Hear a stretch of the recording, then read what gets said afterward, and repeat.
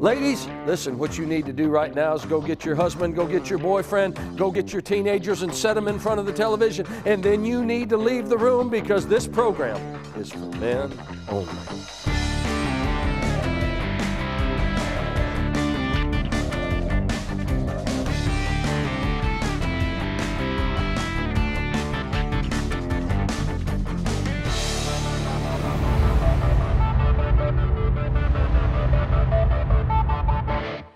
We're in Whitehall, Michigan, and actually on my property, I've got 10 acres of land out in Whitehall, Michigan, and we're going to have some fun today. We're going to talk a little bit about hunting. Maybe you'll see some hunting clips. I mean, this is Rob Liphard with me. I'm Pastor Tim Cross. You know, Rob, you've hunted a bit in your life, haven't you? We've done some hunting. Have you shot any deer? A few. A few. Shot any squirrels?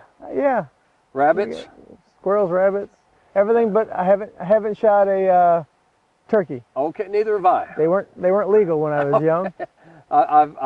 We did have one guy that shot his first turkey, and he called it in. He was coming in, and you know, they can see so well, he was getting lower and lower, and, right. and he almost was laying flat, and the 12 gauge, you know, that was up on his shoulder ended up on right. his collarbone, and he pulled the trigger. He got the turkey, but he had to call for his wife to come in the woods. Come and get it. Because he busted his collarbone. You know? So that'll happen. It happens. So, but we're going to talk a little bit about hunting, maybe show you some clips of us hunting, but we're also here, this program, really it's designed, the heart of this program is this. We believe there's an eagle and a turkey. In talking about turkeys, we believe there's an eagle and a turkey on the inside of every man. And it's the one that gets talked to that usually rises to the ascendancy.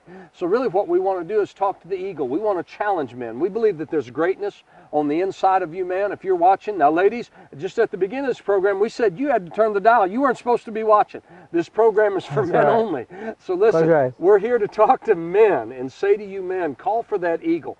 Call for that greatness on the inside of you. And for the greatness to come out, there are some principles, there are some things that we need to live by. There's ways of becoming great, if I could say it that way, or pulling the greatness out of you. So we're going to talk about different subjects, and today we're going to talk about something, Rob, that most people, if you say these terms that I'm about to say, most people will understand and recognize it, that in every group of people, there's givers and there's takers. That's fact. You know, and I think every man, you're either a giver or you're a taker. Or if I could say, to pull out that eagle, men that are eagles, men that have some greatness in their lives, are usually givers. And we want to talk about that. And one of the things that causes the turkey or the bad things to rise in a man's life is when they're a taker in life. Right. Now, Rob, and part of the reason I thought about you for this program was because I know you're a giver, man. You look for ways to bless people and to help people and give and do something for them, whether it's working on their car, giving them some money, giving them an opportunity. One of the comments that comes to me is, it's tough to soar like an eagle when you're flocking with the turkeys. Okay, all right. and you know, part of this program is to be able to bring us out of that, bring it out of the average flock and let us begin to soar. Sometimes you don't see eagles flocking or flying in a flock. No. You see them soaring, usually individual, one or two.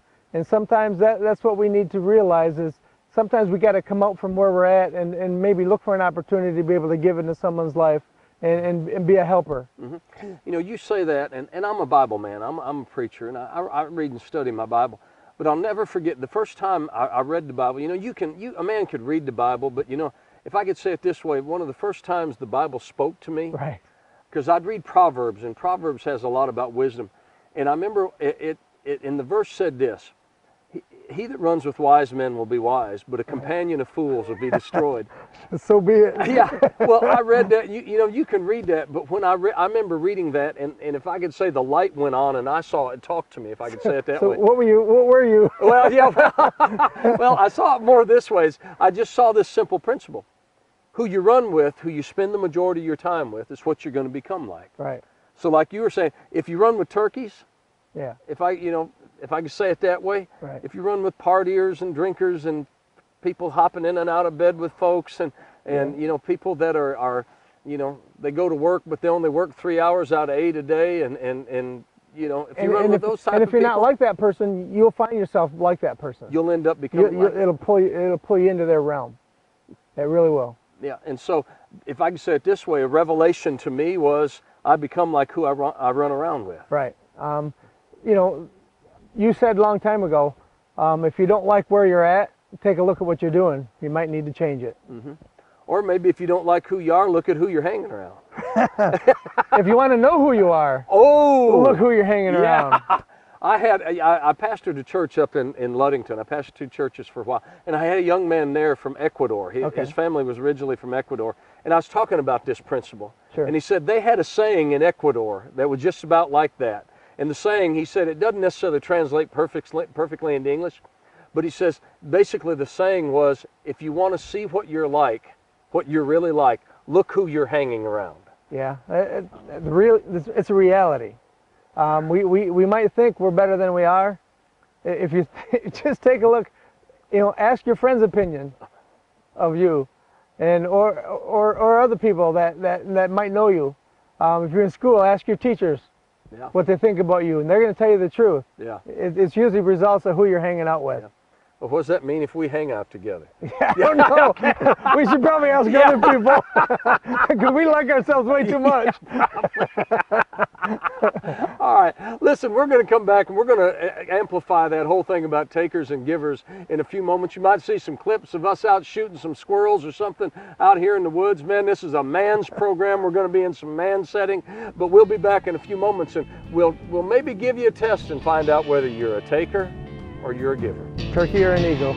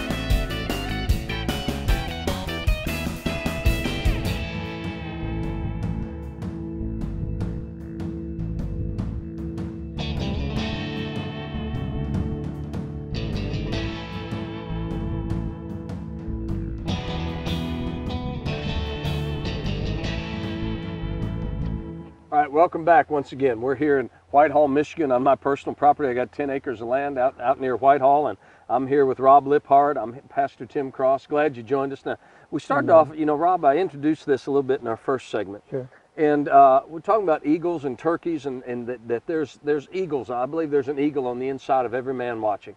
And one of the things that is a characteristic of an eagle, if I could maybe say a man of integrity, a man of honor, a man of character, is that they're givers. And because in society, in life, there are givers and there are takers. Yeah. And I ask you on this program, because all the years I've known you, one characteristic I'd say about Rob Liphard is you are a giver. Amen. And between, you know, if I had to, you know, you're definitely not a taker. Right. You have a tendency to be a giver. You look for opportunities to give. And I think you even get frustrated. Sometimes. when you don't have, when your heart's bigger sometimes than your resources. Right. Now, but within that, and we'll talk a little bit about that on the next segment, but what I want to talk about, and I don't really want to beat people up, but sometimes it's like a man called me today, and he was being honest with me. He said, well, you know, I don't know if you can help me, but I'm sure if there's anybody that could, it'd be you, and I'd come to you because I definitely need help, but I don't know if I'm ready for it now. And I stopped him and I said, man, you know, the first way to fix the problem is realize you got it. And we both laughed, but you know, sometimes sometimes people have to locate themselves. Yeah. And sometimes people don't necessarily realize where they're at. And so I want to talk about for a second, what is a taker? What are some of the characteristics of a taker? Because I'm sure in your giving, you've given to some people that were grateful, and then you gave to some people that were just takers. Yeah. Sometimes this program might be a mirror, it might be a reflector to kind of show us where we're at, and sometimes we need that. Sometimes I need somebody to point out my obvious that I can't see. Yeah. And yeah, I've run into a few opportunities where I got to experience some takers, and they don't even know it. Sometimes they don't even know that they are. That's a characteristic that they have. They might not even know they have. But takers have a tendency to expect that you should help them, or expect that I want to help them. So they look for an opportunity, or they might call me and say, hey, I've got this and I need done. Can you come over? I need you tomorrow at 5.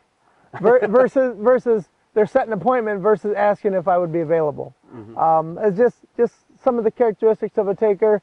They kind of anticipate that people are going to help them. And I might say this, because I've experienced this, and if you can't come when they need you, or you can't do it, what's usually the reaction? Sometimes they get offended. They can, and sometimes when I help them, they want me to supply the resources that it takes to do what they need help with. Sometimes I've helped people repair their cars, and as a result, the next time they wanted me to provide the parts. Okay. Not just the labor, but they wanted me to provide the parts too. And so I just had to come to the reality that not everyone is grateful for their help. Okay. Now, it's almost, and I don't want to sound political for a second, but it seems like sometimes takers have an entitlement mentality. I'm entitled to you doing this for me. Because I'm their friend, they're entitled to my benefits. Okay. And you know, and it's not bad to, I mean, because sometimes friends, part of friendship is to put a demand, you know, right. You know, we're not saying that that's rely on one another.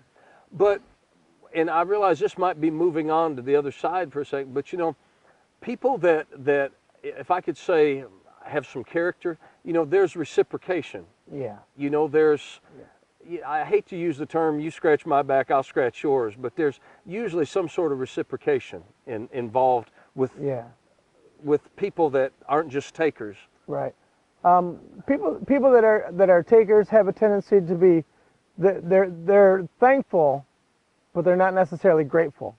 All right, what's the difference? The difference is they don't feel like they were worth getting the help. That's a thankful person, that you would spend your time, you would spend your money, maybe your effort to be able to avail yourself. Thankful people are thanks, I needed the help. I appreciate you coming out. And so there's a difference between, it's a inner heart issue.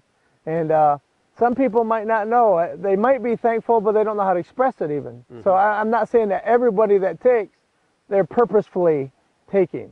They just might not know how to be grateful. Okay. Now I've seen something, and I saw a period of time in my life, and I don't know exactly how I got there, but I found I had an expectation, being in ministry and some other things, I just don't know how I got there. Sure. But I found out that you'd go out to lunch and you expect somebody, you know, they're taking pastor out to lunch, you should pay for it, you know. Right. And I noticed in my own thinking that someplace I had flipped a switch, and I don't know how I got there, but I had an expectation of others doing things for me. And when I realized it, I didn't like it. I didn't like that, the mental state, the attitude I had. Sure. And that expectation of expecting others to bless me, right, rather than me being a blessing. Yeah. And it sort of spanked me. I didn't necessarily have any, you know, I didn't have a program like this. Sure. You know, but I caught myself and I thought something is wrong here. Yeah. And I needed to make an adjustment. Yeah. So we'll be back. Listen, we'll be back in just a few moments. We're going to talk about givers and some of the characteristics of givers. And then we'll talk about how to make that change if you found yourself a taker, and what you do to need to become a giver.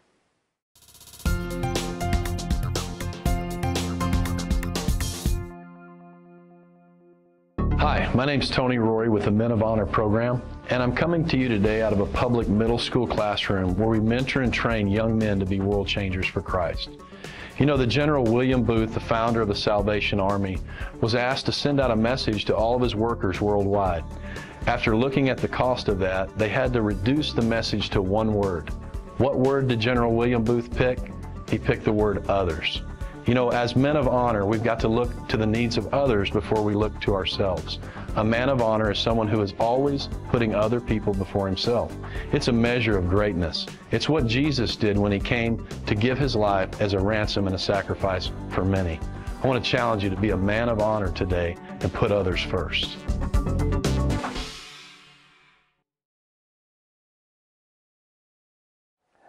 Welcome back. We're out here in Whitehall on my personal property. We're out here. We're going to be hunting in a little bit. We got our we got our camo on. I don't know if we need it for squirrel hunting, but we got to have some orange on, so we've got our orange on.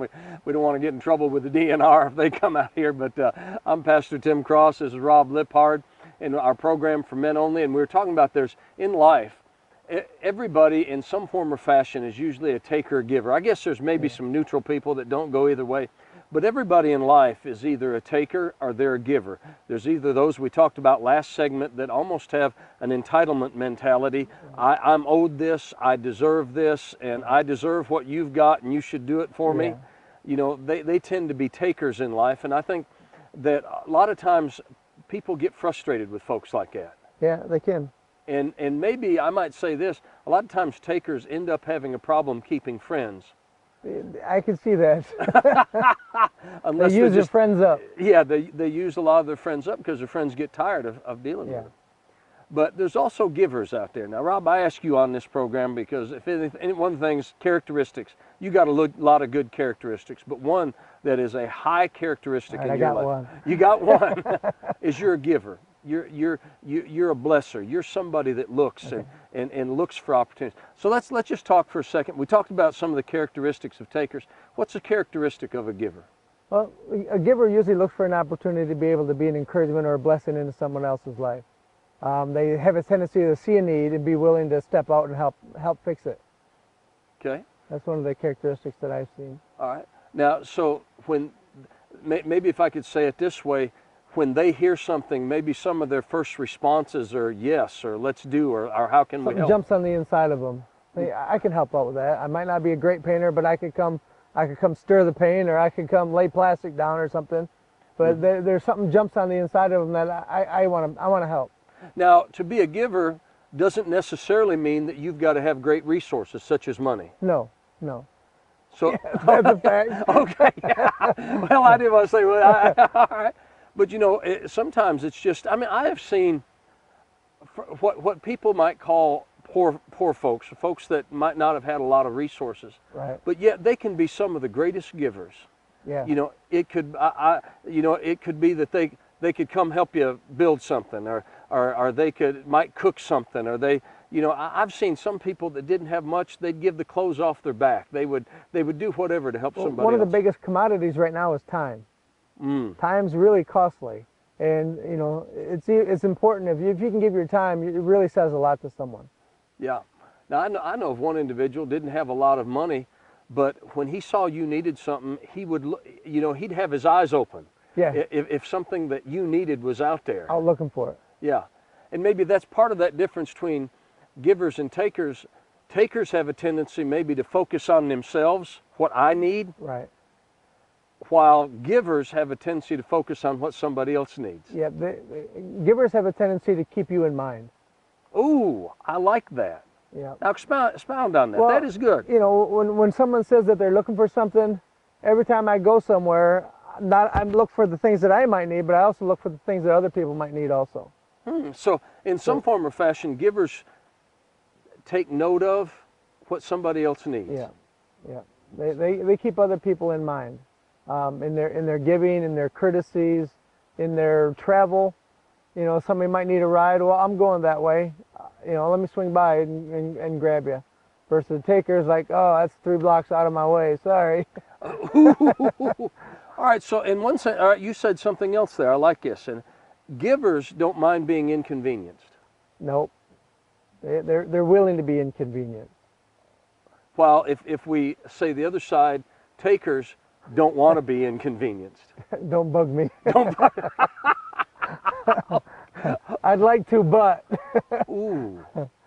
Where givers have. Have you seen that commercial where the guy's looking for people to come help him move? No. Oh, I'd love to. I'm at the office all day and he's at the beach. Oh, okay. Okay. So in a sense, givers have now, they've got a heart to bless people. Now let me ask you something, Rob, because I know this of givers. Have you ever been taken advantage of? Yeah. Yeah. But a real giver, they'll keep giving, and they won't mark everyone as a taker. They'll just bless that person, and they might not be as willing to help them the next time. Okay. So maybe if I could say it this way, you probably grow in your wisdom and your giving through the years. You develop, wisdom is knowledge pounded in. Okay. Right? So I've gained a lot of wisdom over the years of sowing and giving. Oh, so maybe some takers help pound some That's right. things. So see, I have learned something. Okay. So, but in the sense, I think most people would rather be known as being generous. Yeah. Than being a taker or stingy. I'd rather have generous on my resume. Okay, than being a taker. Than selfish. All right. So now at work, a giver wants to do everything he can to help his employer, right? A worker, he will work for his employer because it's on the inside of him, not because he's getting a paycheck. Where a taker will do everything he can to right up to that stop clock. But also get as much as he can from that employer. Yep. He will work, he'll do what he has to get by. A giver will do extra. Ooh.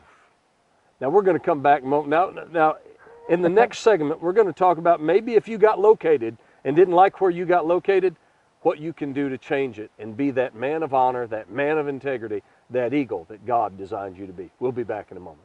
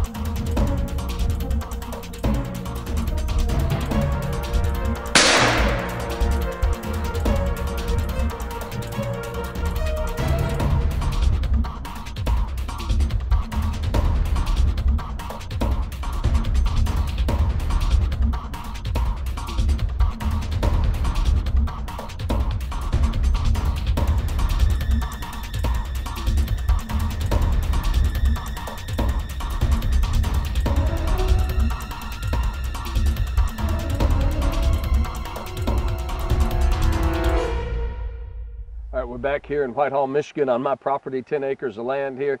You know, we're doing some hunting out here, and it's just beautiful here, man. I love this setting, and we're hearing squirrels and we're hearing turkeys, and we're just seeing movement. So, you know, being hunters, we like this stuff and sort of getting our adrenaline going. Yeah, we're ready to go hunting. So we can't wait to get this show done because we're going to go shoot something in a few moments.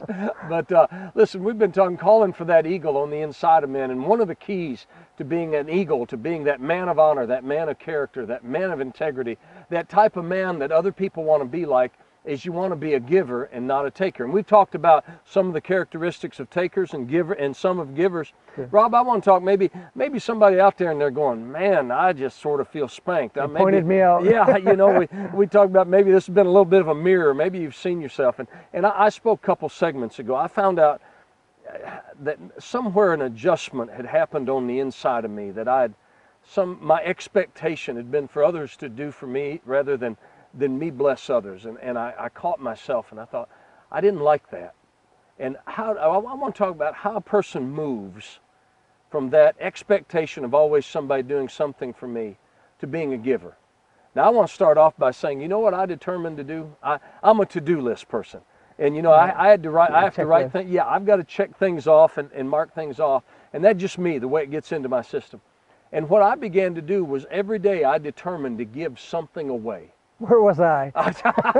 Well, you know, if I went out to lunch with somebody, we'd wrestle over who was going to pay the bill. And the way I got to where I paid the bill is I'd always look at the waitress and say, I get the bill, and the other guy'd say, no, I want it. I'd look at the waitress and say, I tip better. Make sure I get it.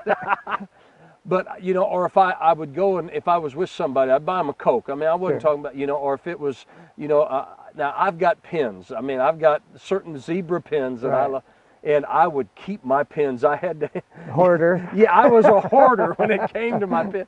You know, but I even if it was giving a pen away. Sure. You know, it didn't have to be $100 or $1,000 or something like, but I just determined to find something every day to give away. So I got my mentality off of me to blessing somebody. I was looking for something.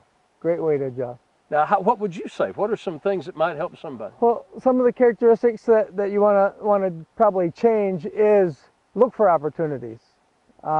Look for someone, you know, sometimes people might not even think that they have anything to give.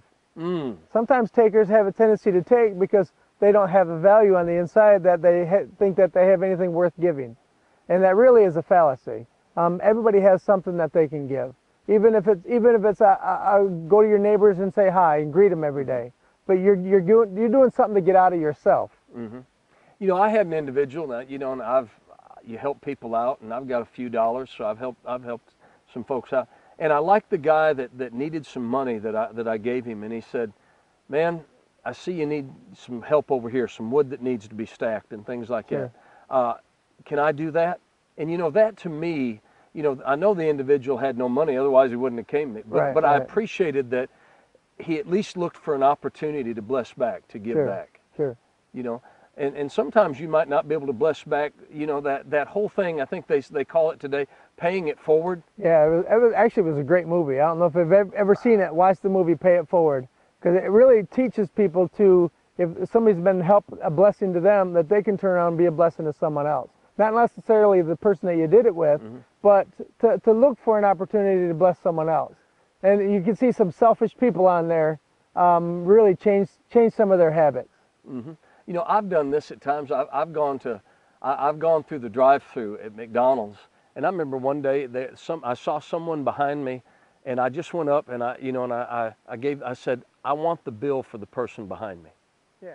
You know, and the person looked at me weird. I said, "Yeah, I want to pay for the." I said, "Do you know them?" I said, "Not really, but you know, but I want to pay this." You know, and when they came up, you know, you're looking in your rearview mirror and you can see the look on their face, like, "What?" Right. You know, or I've gone in at gas stations, and you know, sometimes you see, you know, I've seen situations where like mamas they're seeing how much money they got, and they got a couple kids in there, and I've walked in there a few times, and said, "See that pump out there?" I said, "I want to pay for it," and don't tell them. Right. I just want to pay for it. Yeah. And you could do something without having to be highlighted. Yeah. So a lot of people don't like to say, "Oh, I was wonderful, I did this," and so you know. Maybe if you're a person that has a tendency to be a taker, you could turn around and pay for somebody's gas behind you, or at McDonald's or drive-through or some fast food restaurant, or at a restaurant. Or maybe buy a gallon of milk for somebody that you know that's got kids and needs milk. Yeah, just drop it off. Yeah. You know, so listen, man, you've got an eagle on the inside of you. You've got quality on the inside of you. And quality men, real men, are givers. They're not takers. So we want to challenge today. Quit thinking just about yourself and look for a way to bless somebody else, and let that eagle rise on the inside of you, and quit being a turkey and just a taker. God bless you. Thanks for joining us on For Men Only.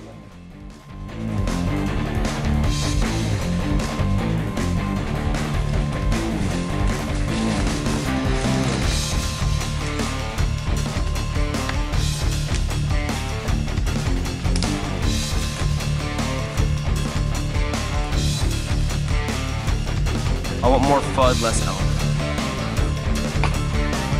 Shh! Be very, very quiet. We're hunting rabbits.